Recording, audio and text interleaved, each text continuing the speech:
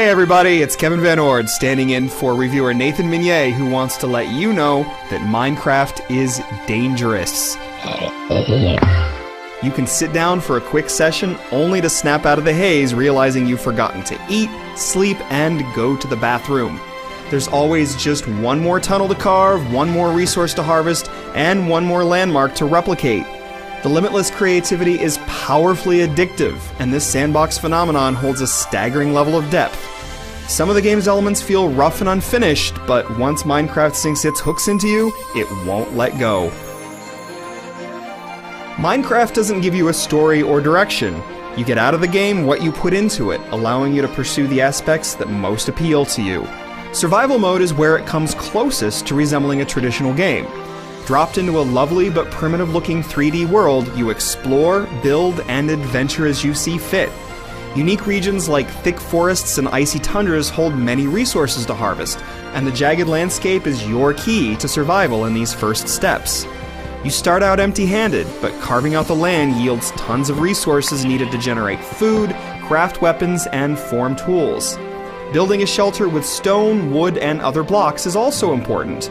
Nightfall ushers in the arrival of killers ranging from exploding creepers to arrow-flinging skeletons. There's a cool natural flow to the day-night cycle that encourages you to shift gears between fiddling around the surface and hunkering down. The complex crafting system is a huge part of what makes the game so enjoyable. Laying down raw materials and other resources along the crafting grid lets you produce everything from practical adventuring tools to clever decorations for your mega fortresses. Some basic items like pickaxes are needed for digging below ground.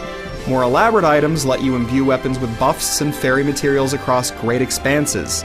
Scouring both the surface and subterranean realms for raw materials is hard work, but it's rewarding. Spending hours toiling away to finally uncover that elusive component you've been searching for can unlock a whole new range of crafting possibilities, and there are more than 200 recipes to make.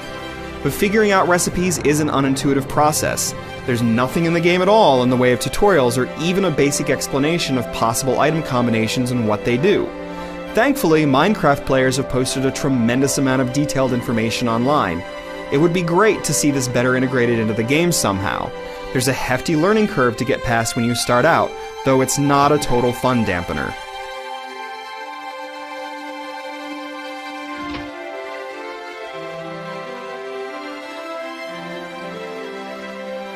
Creative mode offers unlimited blocks, instant access to all items, and other features that make it a more relaxed way to build and play. At the opposite end of the spectrum, hardcore mode hikes up the difficulty and gives you just a single life to work with. It's a brutal challenge that's not for the squeamish. Dying permanently deletes your game world and everything you've amassed in it. Playing multiplayer survival with friends is one of the most rewarding ways to enjoy Minecraft. That is, if you can muster the patience needed to download additional software and figure out how to configure the server properly with help from online tutorials. Like some other features in the game, multiplayer setup isn't the most intuitive or easy to navigate. It is, however, absolutely worth the hassle. Survival blends building and adventuring together, and it's where the most fun is. The most intrepid explorers will want to journey far beyond their spawn points, since Minecraft's expansive realm is home to hotspots worth touring. Poking around cave crevices can uncover elaborate strongholds that stretch deep underground. Then there's the Nether, a hell-like alternate dimension riddled with danger. Aside from being fun and risky to tool around in, both of these locations are integral to accessing the ultra-tough end boss encounters. Does the game really benefit from an ending?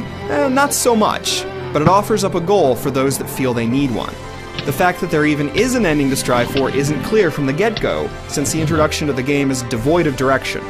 Other features, like human villages and a bare-bones experience system, are interesting ideas that ultimately serve no real purpose.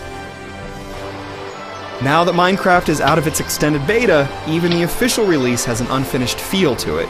Visual glitches pop in at regular intervals, and some game elements seem thrown together in haste. What's amazing is that the core game is so ridiculously absorbing that these flaws matter so little. Even in its current form, Minecraft remains one of the most conceptually impressive indie projects out there, and it's sure to keep you glued to your monitor for hours at a time, harvesting, building, and fighting for survival.